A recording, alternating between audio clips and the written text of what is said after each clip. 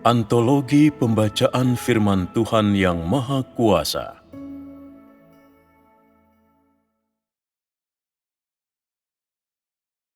Kisah nyata di balik pekerjaan pada zaman penembusan.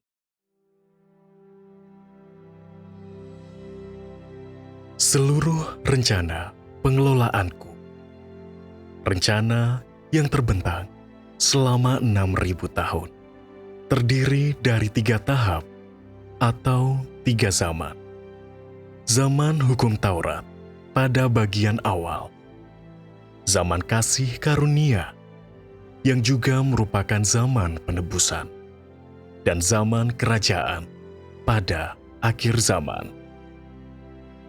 Konsep pekerjaanku di ketiga zaman ini berbeda-beda, sesuai dengan sifat setiap zaman. Tetapi setiap tahapnya sesuai dengan kebutuhan manusia. Atau lebih tepatnya, setiap tahap dilakukan berdasarkan tipu muslihat yang digunakan iblis dalam perang yang telah kulancarkan. Tujuan pekerjaanku adalah untuk mengalahkan iblis, untuk mewujudkan hikmat dan kemahakuasaanku, untuk mengungkap semua tipu muslihat iblis, agar dapat menyelamatkan seluruh umat manusia yang hidup di bawah wilayah kekuasaannya. Tujuanku adalah untuk menunjukkan hikmat dan kemahakuasaanku, sekaligus menyingkapkan kengerian iblis yang tak tertahankan.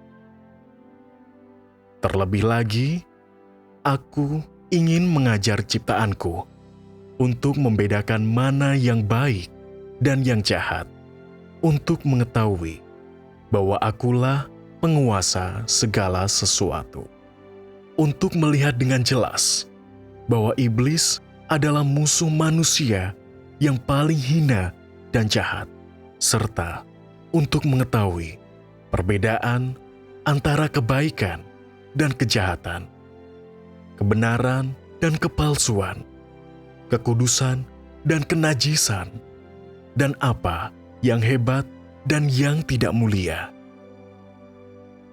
Karena ini, manusia yang bebal akan dapat menjadi saksi bagiku bahwa bukan aku yang merusak manusia, dan hanya aku, Tuhan dari segala ciptaan, yang dapat menyelamatkan manusia, dapat menganugerahkan kepada manusia hal-hal yang menyenangkan mereka. Mereka akan tahu bahwa akulah penguasa segala sesuatu, dan iblis hanyalah salah satu makhluk ciptaanku yang kemudian berbalik melawanku. Rencana pengelolaan 6.000 tahunku terbagi menjadi 3 tahap, supaya dapat mencapai tujuan berikut ini, untuk memampukan ciptaanku menjadi saksiku, memahami kehendakku, dan mengetahui bahwa akulah kebenaran. Jadi, selama tahap awal pekerjaan dalam rencana pengelolaan 6.000 tahunku ini, aku melakukan pekerjaan hukum Taurat, yaitu pekerjaan ketika Yahweh memimpin umatnya. Tahap kedua mengawali pekerjaan zaman kasih karunia di desa-desa di Yudea. Yesus mewakili semua pekerjaan zaman kasih karunia. Ia berinkarnasi dalam daging dan disalibkan di atas kayu salib, dan ia juga meresmikan zaman kasih karunia. Ia disalibkan untuk menyelesaikan pekerjaan penebusan, untuk mengakhiri zaman hukum Taurat, dan memulai zaman kasih karunia. Karena itulah, ia disebut Panglima tertinggi, korban penghapus dosa, Sang Penebus. Demikianlah pekerjaan Yesus. Berbeda konsepnya, dengan pekerjaan Yahweh. Walaupun pekerjaan mereka pada prinsipnya sama,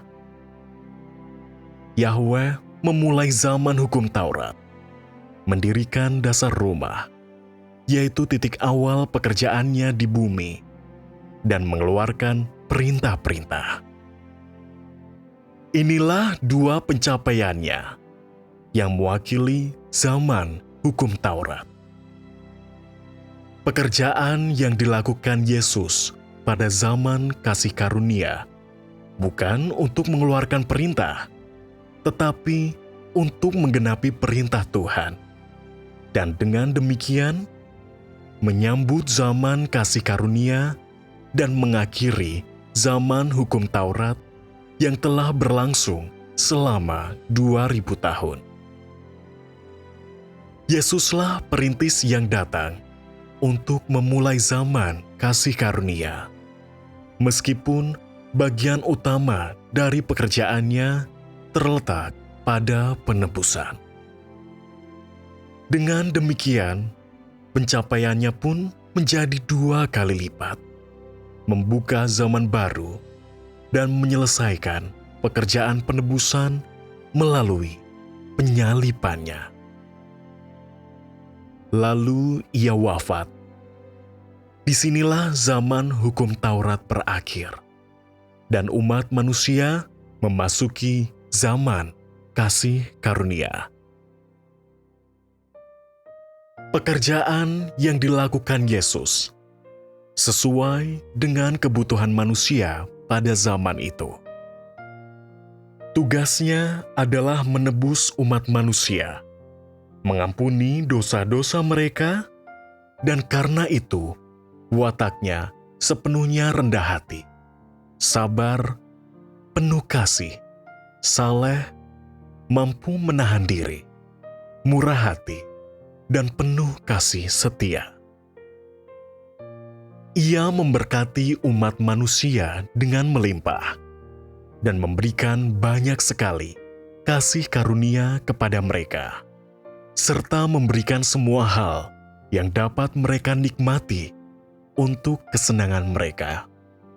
Kedamaian dan kebahagiaan, kesabaran dan cintanya, kemurahan dan kasih setianya. Pada masa itu, manusia menemukan begitu banyak hal untuk dinikmati. Hati mereka damai dan tenang, roh mereka dihiburkan, dan mereka ditopang oleh Yesus, Sang Juru Selamat. Mereka bisa mendapatkan semuanya ini karena mereka hidup pada zaman itu. Pada zaman kasih karunia, manusia telah dirusak oleh iblis. Karena itu, pekerjaan penebusan seluruh umat manusia menuntut kasih karunia yang berlimpah, ketabahan dan kesabaran yang tak terbatas, dan terlebih lagi, sebuah persembahan yang cukup untuk menebus dosa umat manusia, agar dapat mencapai tujuannya. Apa yang dilihat manusia pada zaman kasih karunia hanyalah korban persembahanku untuk menebus dosa-dosa umat manusia, yaitu Yesus. Yang mereka ketahui adalah bahwa Tuhan sangat berbelas kasihan dan panjang sabar. Dan yang mereka lihat adalah belas kasihan dan kasih setia Yesus. Semuanya ini terjadi karena mereka hidup pada zaman kasih karunia. Jadi, sebelum mereka dapat ditebus, mereka harus menikmati berbagai jenis kasih karunia yang Yesus anugerahkan kepada mereka. Hanya ini yang bermanfaat bagi mereka. Dengan cara ini, dosa-dosa mereka dapat diampuni melalui kenikmatan kasih karunia yang diberikan kepada mereka. Dan mereka juga bisa mempunyai kesempatan untuk ditebus melalui ketabahan dan kesabaran Yesus. Hanya melalui ketabahan dan kesabaran Yesuslah mereka mendapatkan hak untuk diampuni dan menikmati limpahan kasih karunia yang dianugerahkan oleh Yesus. Seperti yang dikatakan Yesus, "Aku datang bukan untuk menebus orang benar, melainkan orang berdosa, sehingga orang berdosa diampuni dari dosa-dosa mereka." Jika dahulu Yesus berinkarnasi dengan watak menghakimi, mengutuk, dan tidak bersabar terhadap pelanggaran manusia, maka manusia tidak akan pernah mempunyai kesempatan untuk ditebus. Dan dengan begitu, mereka akan selamanya berada di dalam dosa. Jika demikian, rencana pengelolaan 6.000 tahun itu mungkin terhenti di zaman hukum Taurat. Dan zaman hukum Taurat akan diperpanjang selama 6.000 tahun lagi. Dosa manusia hanya akan semakin bertambah dan semakin menyedihkan. Dan penciptaan umat manusia pastinya akan menjadi sia-sia belaka saja. Manusia hanya dapat melayani Yahweh di bawah hukumnya. Tetapi dosa-dosa mereka akan melampaui dosa manusia yang diciptakan lebih dahulu. Semakin Yesus mengasihi umat manusia, mengampuni dosa-dosa mereka, dan memberikan belas kasihan, serta kasih setia yang cukup kepada mereka, semakin banyak manusia dapat diselamatkan, dapat disebut sebagai domba-domba terhilang yang telah dibeli Yesus dengan harga mahal. Iblis tidak dapat ikut campur dalam pekerjaan ini, karena Yesus memperlakukan para pengikutnya seperti seorang ibu yang penuh kasih, memperlakukan bayinya di dalam dekapannya. Ia tidak marah atau membenci mereka, tetapi senantiasa memberikan penghiburan. Ia tidak pernah murka terhadap mereka, melainkan menahan diri terhadap dosa-dosa mereka dan menutup mata terhadap kebodohan dan kebebalan mereka, bahkan hingga berkata, "Ampunilah sesamamu sampai 70 kali 7 kali." Jadi, hatinya mengubah hati orang lain. Dengan cara inilah, orang menerima pengampunan dosa melalui kesabarannya. Meskipun Yesus sama sekali tanpa emosi ketika ia berinkarnasi, ia selalu menghibur murid-muridnya, memenuhi kebutuhan mereka, membantu dan menopang mereka. Betapapun banyak pekerjaan yang dilakukannya atau penderitaan yang dialaminya, ia tidak pernah menuntut orang secara berlebihan. Namun, ia selalu sabar dan menahan diri terhadap dosa-dosa mereka, sehingga orang-orang pada zaman kasih karunia dengan penuh kasih menyebutnya Yesus, Juru Selamat yang baik. Kepada orang-orang pada zaman itu, kepada semua orang, Yesus hanya menunjukkan belas kasihan dan kasih setia saja. Ia tidak pernah mengingat pelanggaran orang, dan ia tidak memperlakukan mereka berdasarkan pelanggaran mereka. Karena masa itu adalah zaman yang berbeda. Ia sering menganugerahkan makanan dan minuman yang berlimpah, sehingga orang-orang bisa menjadi kenyang. Ia memperlakukan semua pengikutnya dengan kasih karunia, menyembuhkan orang sakit, mengusir setan-setan, membangkitkan orang mati. Agar orang-orang percaya kepadanya dan melihat bahwa semua perbuatannya itu dilakukan dengan tulus dan sepenuh hati. Ia bahkan membangkitkan kembali mayat yang telah membusuk untuk menunjukkan kepada mereka bahwa di tangannya orang mati pun dapat hidup kembali. Dengan cara ini, ia bertahan tanpa berbicara dan melakukan pekerjaan penebusannya di tengah-tengah mereka. Bahkan sebelum dipakukan di kayu salib, Yesus telah menanggung dosa umat manusia dan menjadi korban penghapus dosa bagi umat manusia.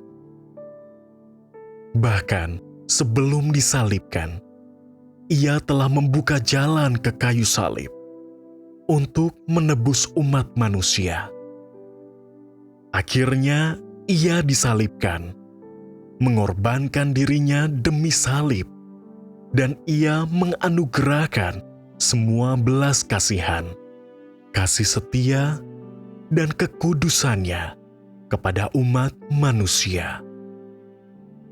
Terhadap manusia, ia selalu panjang sabar, tidak pernah mendendam, malah mengampuni dosa-dosa mereka, mendorong mereka terhadap pertobatan, dan mengajar mereka untuk bersabar, menahan diri, dan mengasihi, serta mengikuti jejak langkahnya dan mengorbankan diri mereka demi salib.